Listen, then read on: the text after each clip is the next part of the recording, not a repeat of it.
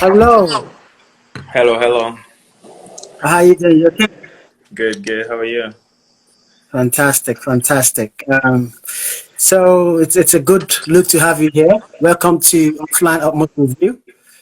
Um, I'm in London, and you're from Nashville, Tennessee, I believe. Yeah, Fantastic. How are you doing today? good. How are you? I'm good. How's the weather over there? How's everything? How's football? Life? It's good. Warm. It's warm. It's getting warm. So Okay. everything is good. Okay. What's the temperature over there? 75, getting closer to like the Whoa. 80s. Yeah, it's warm. Yeah. Yeah. Well, here it's up and down. It just come. It's cold sometimes. It's warm. Yeah. But we're going with it. What about the quarantine? How's that going on over there?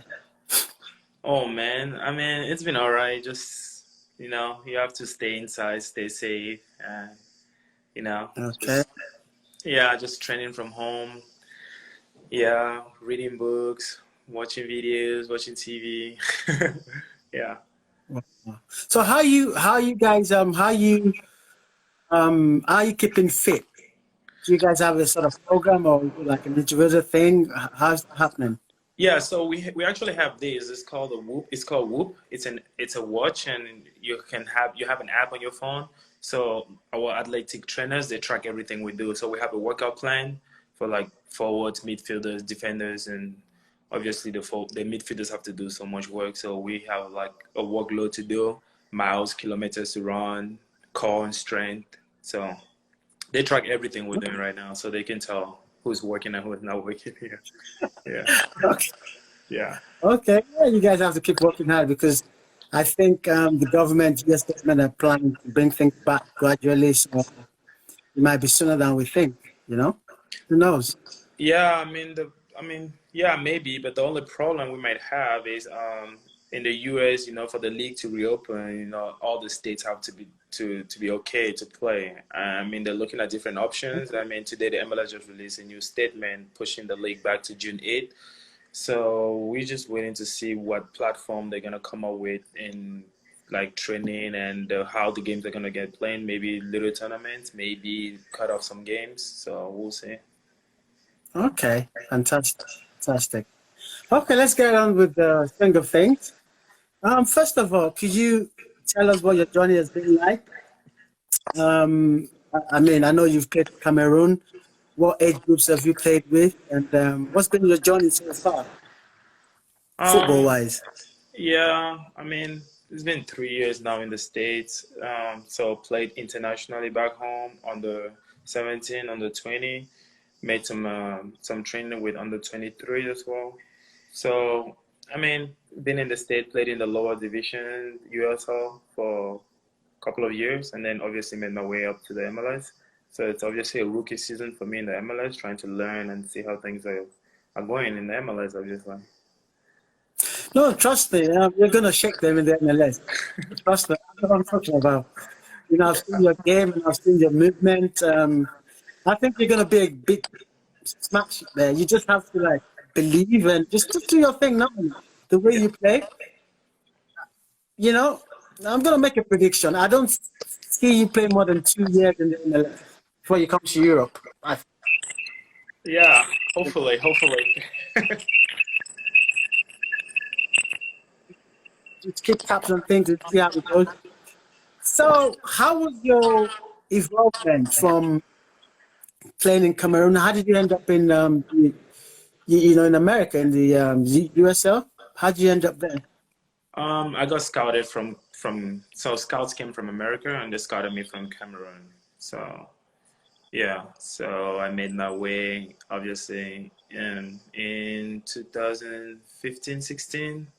Yeah, Okay. and yeah, and then had a transition, trained a little bit with some MLS teams around that time, and then made my way to the USL where I got my professional games in, and then I kept growing and learning, and obviously it's a different culture. You leave from home Africa where like everything is different from like here. So like it's a great transition with like the language. You come in and then you have like a whole. You have to adapt to the language as well. You have to learn the language. And then um, you have to, adapt the way people think here, because people are a lot different here than back home, and so it's been good. I mean, I've enjoyed every time since I've been here. Okay, okay. Fantastic. So, how was it like when when Nashville came for you? Because I know there were a couple of clubs that are supposed to sort of, have you on their cards and the MLS. Why Nashville? And what was the process? What made you sort of warm up to them and say, okay, this is the club where I'm going to take my career to the next level? How did that go? Yeah, I mean, obviously, I had a lot of options. I mean, I would say more than three options, but I chose Nashville because I felt like there was a lot more interest from the coach, from the sports director. I mean, I felt like they really wanted me, other than other clubs, just like, oh, okay, good player, okay, we might take him. But like, I didn't feel that interest from like the coach, like calling me, talking to me, telling me what the game plan is from like for 2 years, 3 years, not just, okay, come in, if you can help us, you help us, I feel like Nashville has a plan for me. So that's why I choose Mm, Nashville. And I really like the setup in Nashville as well. I mean, the organization, the people that work there, it's great. okay, okay. So, you've been there for a couple of months, right? Yeah. And so far so good. What are your expectations? What are you expecting from the club, from the MLS, and what has been expected of you? I can use it if you can put it in that way.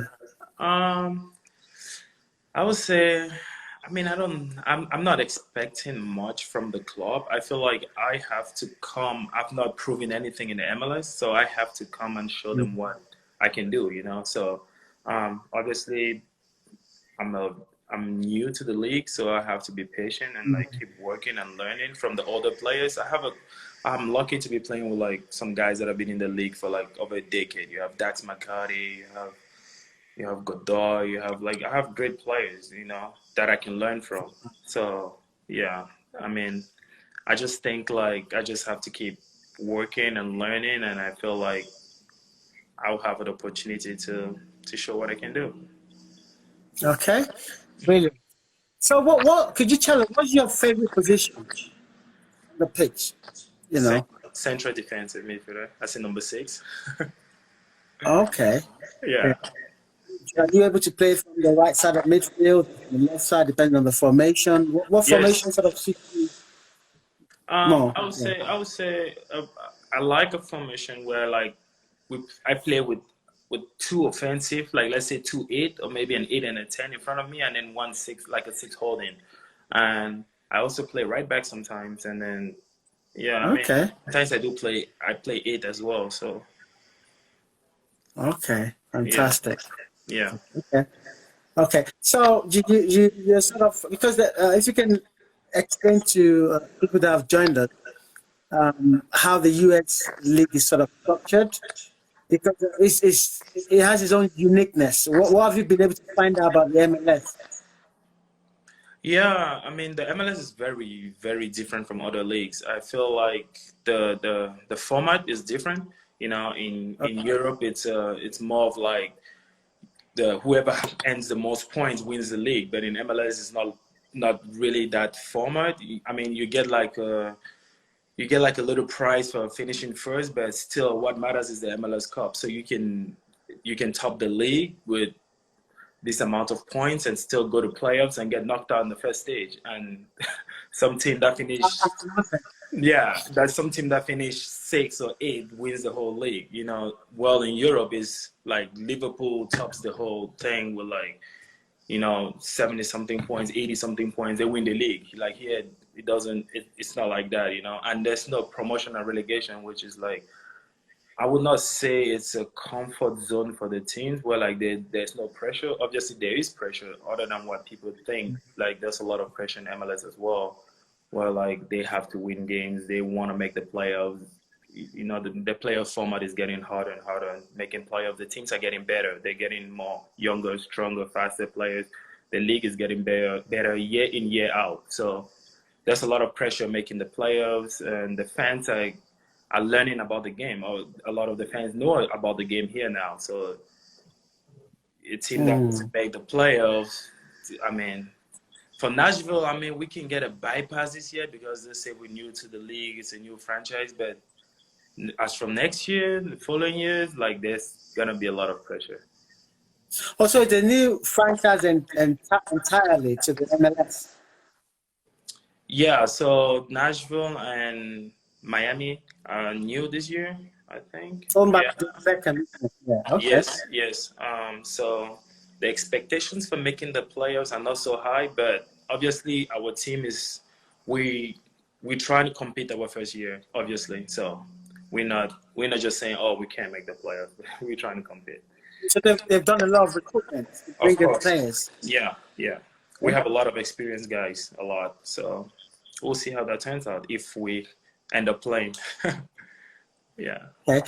So, I mean, another thing is, how have you been able to attain and achieve the level of success you have right now in terms of going to this level? Because I know there's a lot of African players that are looking to break in and leave their countries to go and play abroad, whether maybe MLS or Europe, just to have that sort of structure and say, they play. What have you been able to do that you feel you've been able to do that sort of made you different and made you outstanding to keep you at a level of the discipline where you are? Obviously, you said you spent, is it 2 years or 3 years in the USL? Yeah, 2, 3 years. Yeah. Yeah. So what sort of advice do you give to people back in Africa, some of your maybe colleagues or younger generation coming up to sort of know what to do to achieve this level of success that you have right now? I would say, like, back home in Africa, obviously, like, the number one sport is soccer. We call it football. So, like, when scouts come to pick up players, it's crazy. When you see a white person watching a game, like, everyone goes crazy because they feel like, oh, here's the opportunity to make it to Europe or to wherever else. But yeah, like when I got picked, we played 500 players. We had a tournament of Wow. about 500 players. So, and I would say 500 of the best in Cameroon. So, Wow. and then now they narrow it down to who is international, who played on the 17, on the 20. Obviously, you have that leverage where, like, you made the national team, so they look at you a little bit different, because to make Yeah. the national team, you have to be the best of the best.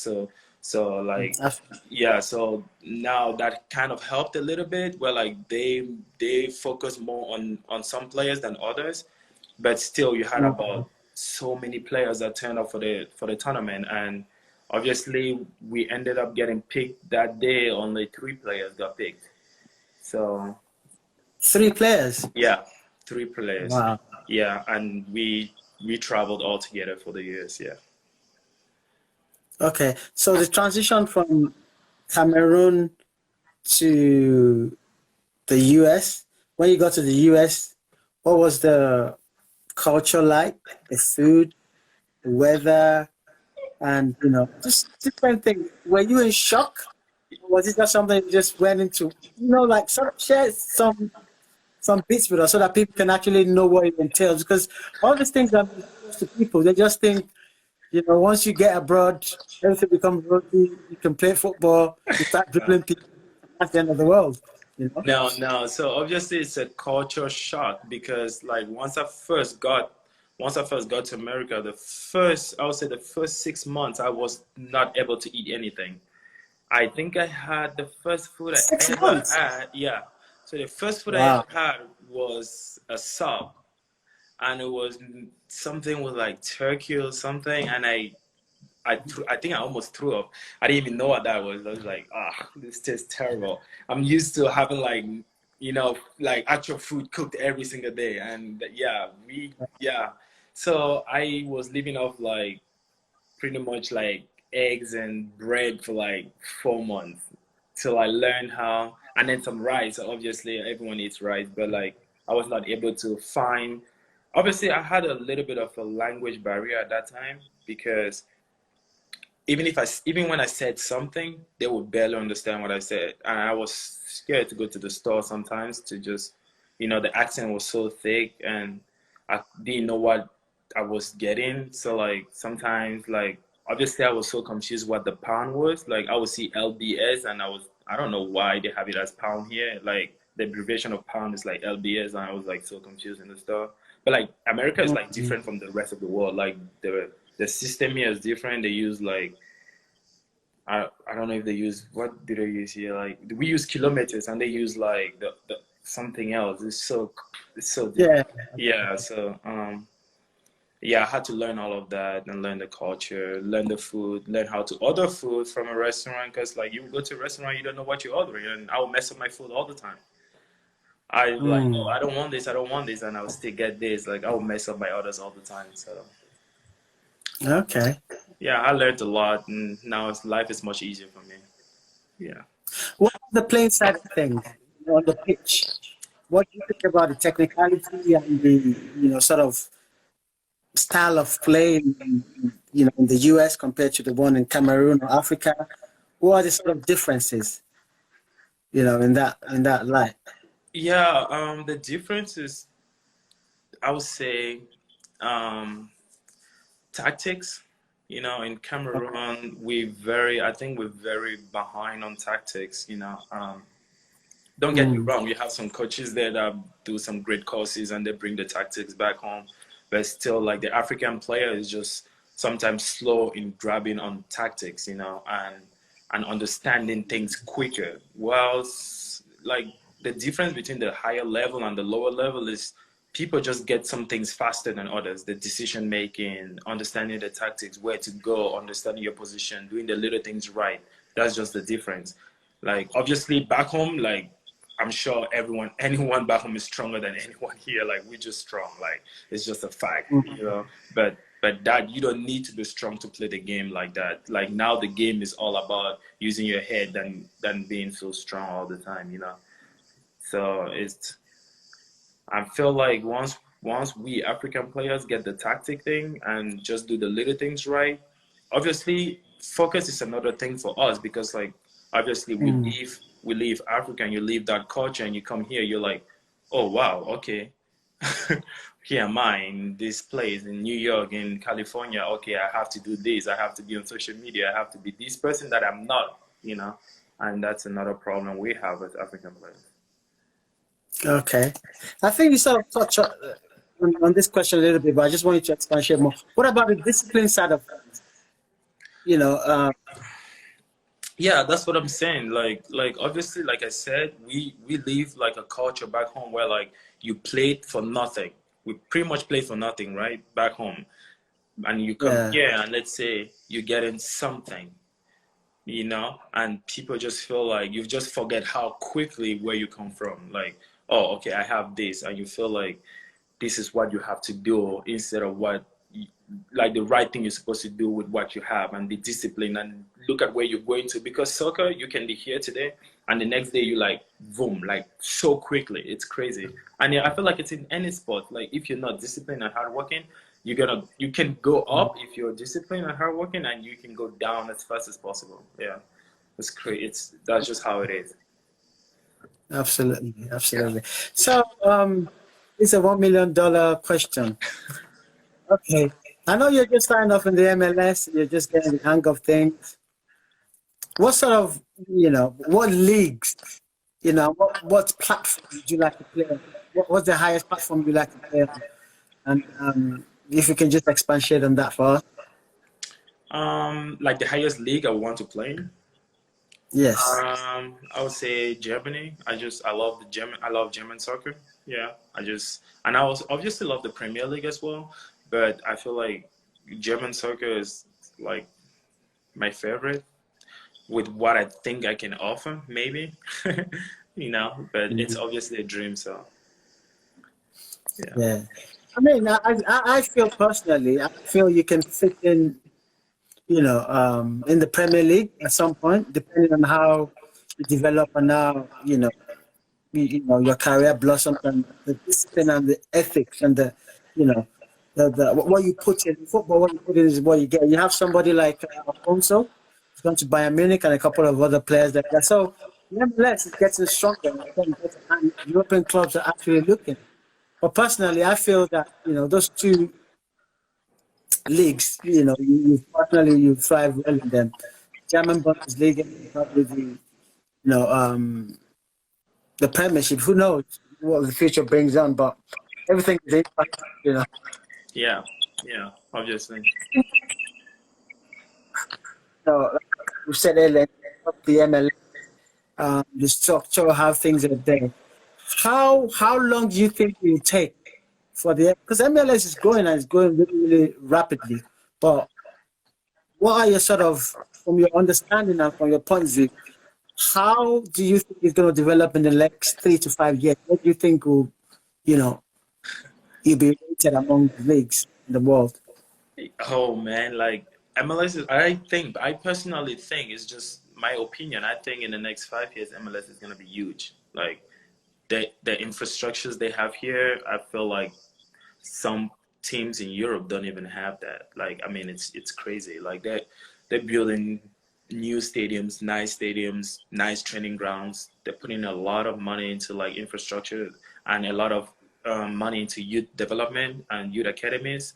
So I think the league is gonna grow. It's gonna keep growing. It's gonna keep growing. But to get to that next level, maybe it's gonna be a promotion relegation. But I don't see the USL being able to do that yet and to compete because in Europe they're able to compete with the promotion and relegation because of how it's just set up, and they've been doing it for so many years and years, and so I don't know how that's gonna happen in America, but we never know. So let's yeah. For people that don't know what the USL is, can you sort of expatiate for them to understand? For viewers from the UK and Europe, USL is like the championship of the Premier League, the second tier. Well, you can explain more of that because you've played in the USL for some time. Yeah, I mean, USL, the United Soccer League, is like the second division in America. It's a really fast and growing league. It's very competitive.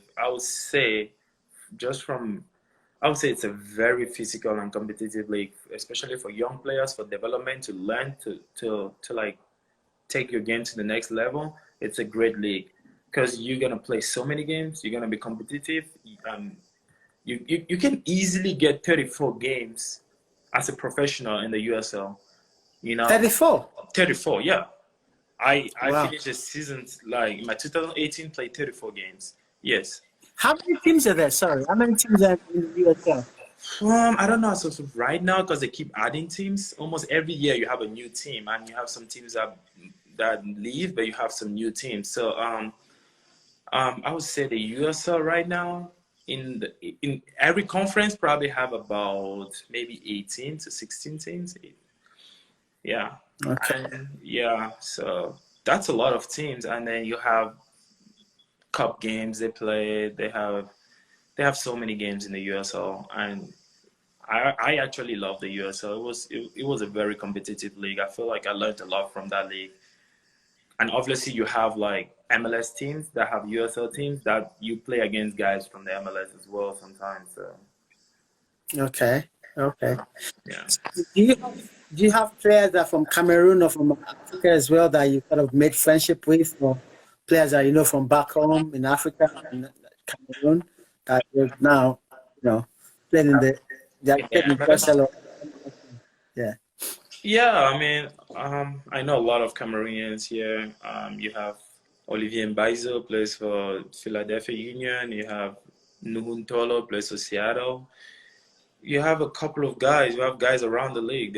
You have Hassan Dam plays for Cincinnati.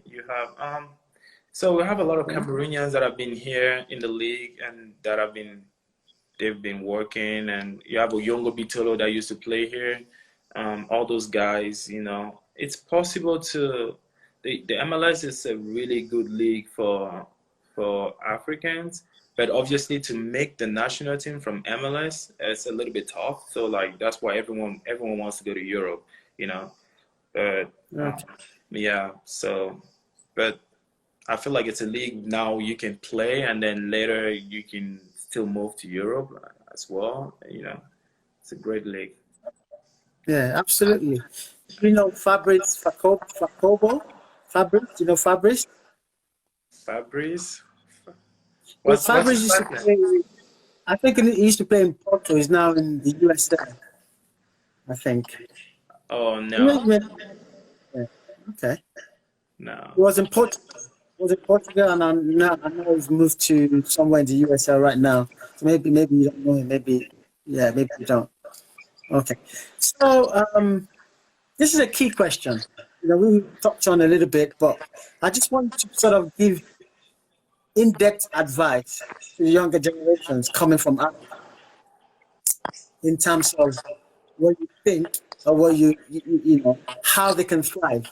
Because to me, you know, at Utmost Sports Management, we have a lot of players that we look after in different clubs in the Premier League and Championship to the lower leagues.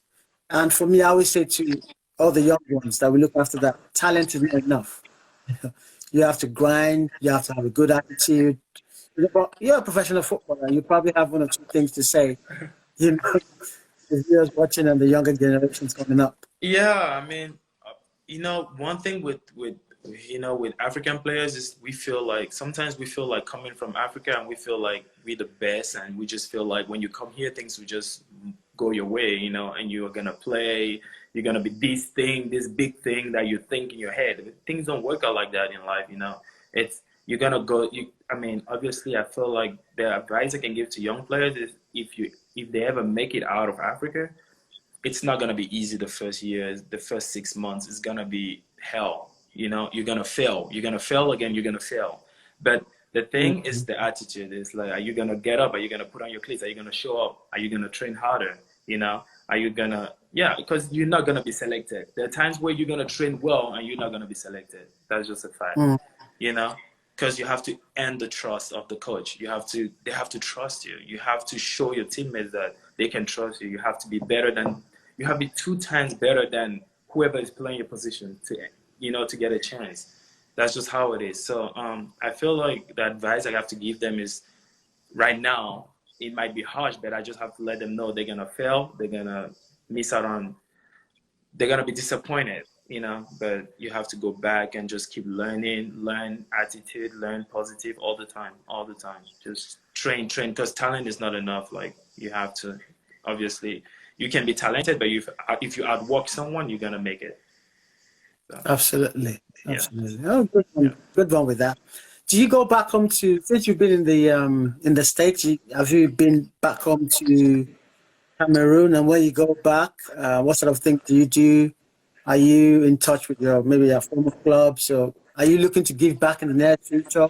Or if you're doing something now, you know, just give us a little bit about that. Yeah, I mean, obviously, I try to go back as much as I can. So I was just home this holidays in December, last December. My brother got married. And Okay. yeah, so I mean, I try as much as I can to give back. You know, when I'm going back, I take almost everything with me to try to give away. Sometimes, you know, um, and try to help the young generation over there because I know what a soccer kid is like. Like I know what giving just a soccer ball can do for like a kid. You know, like just one ball for like 10 kids, I know what that can do, you know, like the joy it can bring. So I try as much as I can to give back, you know, because it's very important because I know what they're going through over there, and it's not as easy as what, you know, sometimes people don't know. It's just I feel like it's a little Mm. bit difficult for them, but you know, I feel like they'll be okay. I mean, I'm trying in the future, if I ever make it at some level, I will I will try to open an academy in my hometown. Trust me, you've made it already. You No. have. Let me not see how you expect. Well, you've made it already. A lot of people climb Mountain Everest to get to where you are right now. Yeah. So you did it. Whatever way you can give back, it's in the mind. You know, Yeah. everything is in the mind, in your mindset. Once you want to do something, it gets done. Once you're disciplined, you go for it. So, you know, you've made it already. That's what I'm saying. But obviously, you're still striving to be better. I agree. Yeah, yeah. I mean, I don't. for me, I look at it like I'm just starting. I'm just starting. You know, I don't think I've made anything or I've accomplished anything of what I'm dreaming to really accomplish. You know, so I just keep grinding. You know, looking up to a lot of older players that I know and trying to see what they've done that they made them to be so successful. You know, so obviously, I think it's possible. I think I can achieve a lot. So. Yeah. I mean, there's a couple of things we're going to be doing utmost, different parts of Africa. We'll let you know at some point wherever you can come in, with your or whatever resources you have, whatever, because sometimes just putting your face to young footballers that, okay, this is somebody that grew up like me, this is their story, even just appearing and telling them, you too can do it, or these are the mistakes you can make, and these are not mistakes to be made, and it goes a long way for this football, because back home in Africa, we have naturally talented and skillful footballers, soccer players. It's in the blood. The area where we sort of need to improvise on the technicality, catch them young, academies, nutrition, technology in football, the advancement, and also with the coaches, with the administration, everything, we're still coming up to speed. So, but with the likes of yourself, young, strong, spirited, minded, hard-working, disciplined footballers, coming in and just giving your words. Sometimes you just these kind of interviews, talking through your journey, it goes a long way, and we like to do this kind of thing to just show a clear pathway for young footballers from Africa that it can be done. You see, I mean, look at Samuel Eto'o from Cameroon, is doing really, really well. There's so many footballers. Look at the likes of Patrick Mboma. I mean, I can go on and so on and so forth. There's a lot of footballers from different parts of Africa and Cameroon that they come out and they tell their stories and they're helping out in whichever way they can. But I feel we need to do more. We need to tell this kind of stories so that people know. But the more they hear it, the more it sticks to their minds. Like, actually, you know what? We can do it as well. I can do it. And if people have children that are playing football, parents can help them. Because sometimes it's not, like you said, it's not how skillful you are or how good you are. It's just the little extra word of mouth. Somebody that's been in that, in that kind of environment before and say, you know what, this is what you need to do, for the first 2 months. Then you can get on with things gradually. This is how you play. Because in football, in Africa, like I said, you have young talented footballers that are very skillful. But the first rule of football, the most criminal thing you can do in football is to lose the ball. Some players are not disciplined to keep the ball, pass it when necessary.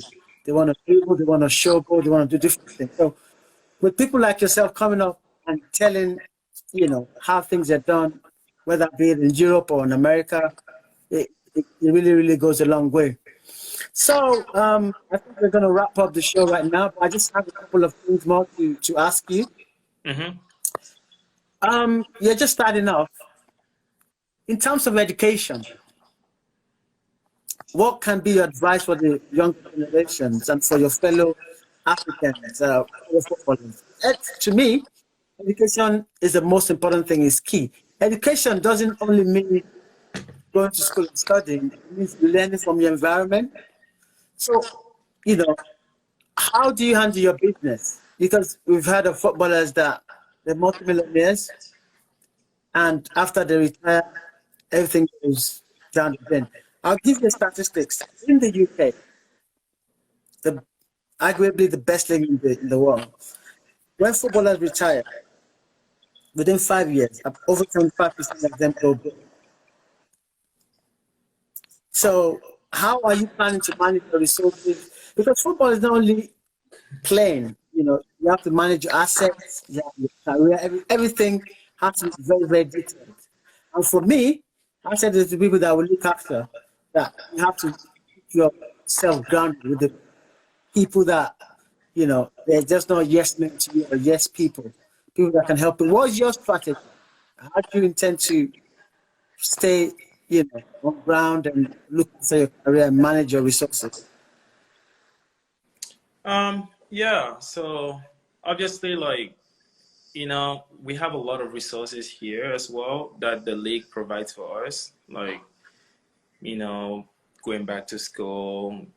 Obviously, personally, I went to school to like a certain extent, and I feel like it's a great extent for like coming from Africa, because normally how it is. Like, it's so hard to play football back home Yeah. and go to school. But my mom was on me like every single day. Like, I would like have my soccer cleats in my bag, and she would pull it out and put books in my bag, like go to school like every day. So, and she was a biology teacher, so it helped me a Huh? lot. So yeah, so she knew almost all the teachers. So if I was absent from a math class, my mom knew who the math teacher was, and she was just terrible. So for me, I went to school. Like, so for me, like, I know what it is like to humble myself to say, like, I know even if you're making just 100K, I know what to do with 100K, just so my money keeps, in creating assets and investing back home. I personally invest a lot back home with my dad. So That's, yeah.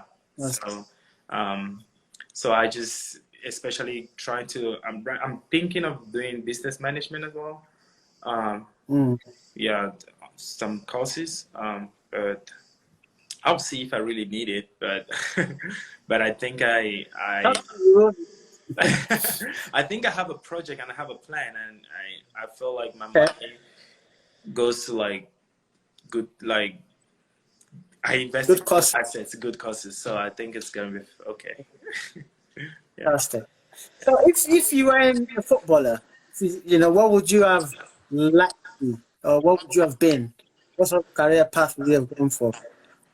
Um, I would say, oh wow, that's tough. I honestly, to be honest, I never thought of anything other than being a footballer.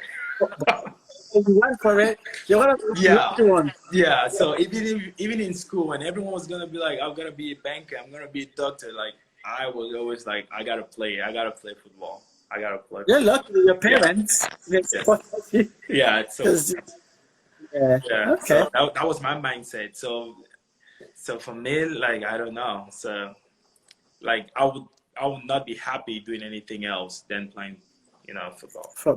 Yes. Okay. So, what kind of music do you listen to? What sort of music do you like? What are your favorite African artists? Oh, I listen to a lot of Davido. I listen to a lot of Okay. Nigerian music, a lot of Okay. Which one? Wizkid. Yeah, Davido. You got Burna Boy. I listen to a lot of Afrobeats, and I listen to a lot of reggaeton as well. I love Hispanic Okay. movies as well. You got G Balvin. All those guys. I listen to them. So What about languages? How many languages do you speak? 4 languages. Which ones? I speak two of I speak two of like my African dialects. What are they called? Tell us. We want It's to know called more it's about called it's called it's called Meta, and then you have Mancon. So like my mom and my dad are from different tribes, so they speak two different languages. And then I speak Africa. French, and then I speak English. Okay. Oh, that's brilliant. Yeah, That's four. yeah. Uh, there's one. I think there's one that you don't regard as a language. What about broken English? That's not a language. If people claim as a language these No days, chance. I tell you what. I've got a Cameroonian friend. When I met him, I thought it was Igbo. That's the eastern part of Nigeria. And for a very long time, most people that met him, they always feel that he's Nigerian. And he speaks broken English. If there's anything as, you know, being called perfect broken English, he does that. So, and Cameroon shares the border with Nigeria. Yeah. Yeah. So he goes to Nigeria. We still spoke a couple of days ago, but okay. So I'll give you an extra one, making it 5. Broken English here. Yeah. So, I mean, the final question for the day will Hmm. be outside of football, when you finish your career, have you thought of what you're going to do after football? Yeah, just taking it there as a goal right now. I haven't thought about that yet. Mm. Yeah. Okay. I haven't thought about that yet. I'm just focusing on playing right now. So I think in three, I mean, getting closer to when I think I'm gonna retire. Yeah, I'll probably think about that. Yeah. Yeah, Okay. yeah. Fantastic. Anunga of Nashville Soccer Club. Thank you for having us. Thank For you. coming on. We do appreciate. So one of these days, we come and watch a match in Nashville, Tennessee, by the special guest when this whole COVID thing is over. Yeah. Um, we hope to do more of this in the future. Thanks for coming on. I wish you all the best in your career and all your undertakings. And take it easy, stay disciplined, and keep your head up. Thank you very much. Thank you. Thank you for having us. Bye bye.